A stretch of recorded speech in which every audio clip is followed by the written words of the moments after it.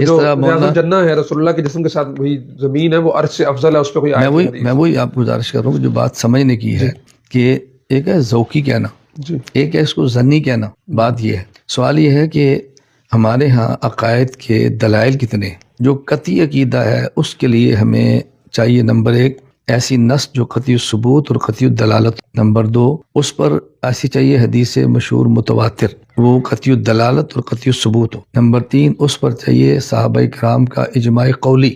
ہم جو کہتے ہیں نا اجماع کا منکر کافر ہے، وہ اجماع 4 قسم کے ہیں. ایک اجماع کا منکر کافر ہے، باقی 3 اجماع کا منکر کافر نہیں ہوتا. علامہ علی شیر حیدری رحمۃ اللہ علیہ نے مجھے ایک بار فرمایا کہ ہماری بند کمرے میں 3 گھنٹے گفتگو ہوتی تھی حضرت سے عقائد پر. مجھے فرمانے لگا اجماع کا منکر کافر ہے. میں نے کہا جی. تو مجھے کہتا ہے حیات النبی پر اجماع ہے تو اس کا منکر کافر ہے. میں نے کہا جی نہیں صلی اللہ علیہ وسلم. مجھے کہتے کیوں؟ میں نے کہا اجماع کی قسمیں 4، جو صحابہ کا قولی اجماع ہو اس کا انکار کفر ہوتا ہے، باقی اجماع کا منکر کافر نہیں ہوتا. بہت خوش ہوئے، ایسے ہاتھ پہ ہاتھ مارا مجھے. تو میں نے کہا دیکھا جاتا ہے کہ مسئلہ ثابت کس سطح پر ہے، اس سطح پہ ہوتا ہے. خیر، تو پھر اسی طرح جو عقائد ظنی ہے، ظنی عقیدے کے لیے دلیل کون سی چاہیے؟ یا آیت تو قطعی ثبوت ہوتی ہے، لیکن ہر آیت قطعی دلالت نہیں ہوتی. ایک آیت کے کئی معنی ہوتے ہیں نا، کئی معنی. ایک بریلوی عالم تھے، میری درجہ خامسہ کی بات ہے، ان سے میری گفتگو ہوئی تو انہوں نے فرمایا کہ رسول اللہ صلی اللہ علیہ وسلم نور ہے. میں نے کہا آپ کی ذات یا صفت؟ کہا جی ذات. تو میں نے کہا اس عقیدے کا انکار کفر ہے؟ کہا جی ہاں. میں نے کہا دلیل؟ کہا قد جاءکم من اللہ نور.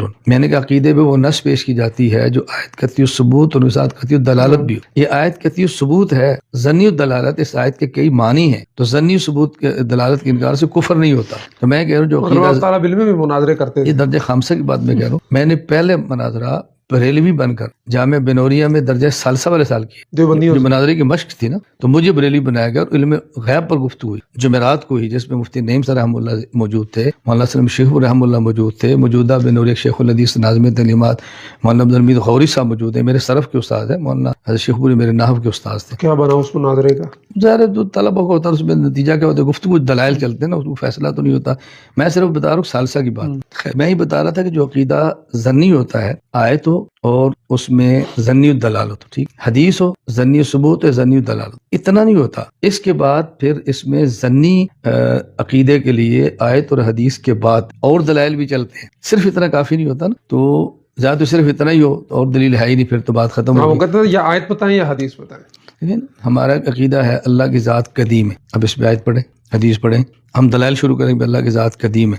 کہاں سے ہے؟ ایک بات یہ ذہن میں رکھ لیں کہ ہر عقیدے پر آیت یا حدیث دلیل نہیں ہوتی. ظنی عقیدے پر دلیل اس کے علاوہ بھی ہوتی ہے. میں یہ عرض کر رہا ہوں. اچھا، ایک اور بات بھی ذہن نشین فرما لیں کہ جب آپ کی گفتگو کافر سے ہوگی تو اس میں دلیل عقل ہوگی، نقل نہیں ہوگی. جب آپ کی دلیل مسلمان سے ہوگی تو پھر دلیل قطعی پر نقل ہوگی اور ظنی پر عقل بھی ہوگی. یہ 2 قسم کی چلتی ہیں. تو مرزا صاحب کی بنیادی غلطی ہے کہ وہ ہر بات پر آیت حدیث کا مطالبہ کرتے ہیں. میں عرض کرتا ہوں میری بات سن لیں، ممکن ہے کہ غلط فہمی ہو جائے کہ جی ہر بات حدیث آیت کا مطالبہ کرنا یہ غلط بات ہے. رسول اکرم صلی اللہ علیہ وسلم نے فرمایا فضلت علی الانبیاء بست، مجھے 6 چیزیں وہ ملی ہیں جو بقیہ انبیاء کو نہیں ملی، میرا اعزاز ہے. اس میں پہلی کیا ہے؟ اوتی تو جوامع الکلم، مجھے جوامع الکلم دی ہے. دیکھیں ایک ہوتا ہے کلمہ، ایک ہوتا ہے کلمہ جامعہ. کلمہ کا معنی لفظ ایک، معنی ایک. کلمہ جامعہ لفظ ایک اور معنی کئی. تو پہلے نبی کو کلمات ملتے تھے. کیوں؟ امتی کو مسئلہ پیش آتا نبی سے پوچھتے، پھر مسئلہ پیش آتا نبی سے، اور جب نبی چلے جاتے کلما ہلاک نبی خلب و آخر، دوسرے سے پوچھتے. تو ہر مسئلے پر ان کو حدیث ملتی. رسول اللہ صلی اللہ علیہ وسلم خاتم النبیین ہے اور آپ کی امت کے اربوں افراد ہیں. اس کا معنی ہے اربوں مسائل ہوں گے. اگر ہر مسئلے کے لیے حدیث چاہیے تو اربوں حدیث ہوں گی. کون لکھے گا، کون چھاپے گا، کون پڑھے گا؟ تو ہمارے پیغمبر کا ختم نبوت کا سے معجزہ ہے کہ آپ کو کلمات جوامع دیے گئے. یعنی ایک آیت ہوگی اس سے لاکھ مسئلے نکلیں گے، ایک حدیث ہوگی لاکھ مسئلے. میں اس لیے گزارش کیا کرتا ہوں کہ ہر مسئلے پر حدیث مانگنا یہ اس بندے کا کام ہے جو حضور کو آخری نبی نہیں سمجھتا، اور جو حضور صلی اللہ علیہ وسلم کو آخری نبی سمجھتا ہے وہ ہر مسئلے پر حدیث نہیں مانگے گا، ایک حدیث کو کئی مسائل کے لیے کافی سمجھے گا. اسی طرح جو ظنی عقائد ہوں گے اس کے لیے آپ کو آیات اور حدیث نہیں چاہیے، اس کے لیے آپ کو اور دلائل سے بھی عقیدہ ثابت، جو ظنی ہے نا اس کا انکار کفر نہیں ہے. مثلا یہ جو ہمارا عقیدہ ہے کہ رسول اکرم صلی اللہ علیہ وسلم کی قبر مبارک کی مٹی کے وہ ذرے جو آپ کے وجود اطہر سے متصل ہیں، یہ عرش سے اعلیٰ ہے، کعبہ سے اعلیٰ ہے. اب سوال ہے کہ یہ علماء دیوبند کا ہے یا ابن عقیل حنبلی کا ہے، تو ان کو آپ کافر کیوں نہیں کہہ رہے، ان کے خلاف بات کیوں نہیں کر رہے؟ یہ تو حنابلہ نے بھی پیش کیا ہوا ہے. فرق کیا تھا؟ ان کا نظریہ تھا اور ہم نے اپنی زبان سے بیان کر دیا. ان کا نام لے کر بھی کوئی اعتراض نہیں کر رہا، صرف علماء دیوبند سے چڑ ہے کیونکہ علماء دیوبند کام کر رہے ہیں، ابن عقیل حنبلی میدان میں اترے شاید ان کی باتیں کرتے ہیں۔ تو یہ جو ہمارا نظریہ ہے کہ اس کی بنیاد کیا ہے؟ اس کی بنیاد یہ ہے کہ ہمارا سوال یہ ہے، اگر پوچھا جائے کہ رسول اللہ علیہ وسلم کا وجود اطہر اعلیٰ ہے یا عرش اعلیٰ ہے؟ رسول اللہ صلی اللہ علیہ وسلم کی ذات۔ اچھا، تو اب اگلا عقیدہ، ہم اس ذرے کی بات کرتے ہیں جو وجود اطہر سے متصل ہے، عام قبر کی بات نہیں ہے، پورے گھر کی بات نہیں ہے، پورے روضہ اطہر عرش کی بھی تو بات خدا نہیں کا ہے نا۔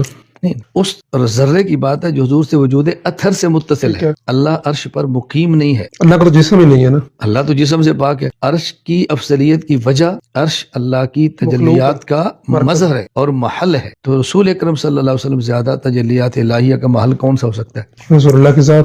تو جو رسول صلی اللہ علیہ وسلم کا مقام ہوگا، جو ان کے وجود اطہر سے متصل ذرے ہیں، بات ان کی ہو رہی ہے۔ ظاہر ہے جو آپ کے وجود اطہر پہ آ رہی ہیں انوارات کی بارش، انہی ذرات پر بھی تو وہی آ رہی ہے نا، اس میں کیا اشکال کی بات؟ بالکل مناسب بات۔ لیکن ہم کہتے ہیں بھی ہم اس کے منکر کو کافر نہیں کہتے، اگر کوئی کہتا ہے نہیں عقیدہ تو ٹھیک ہے، اس کی مرضی ہے۔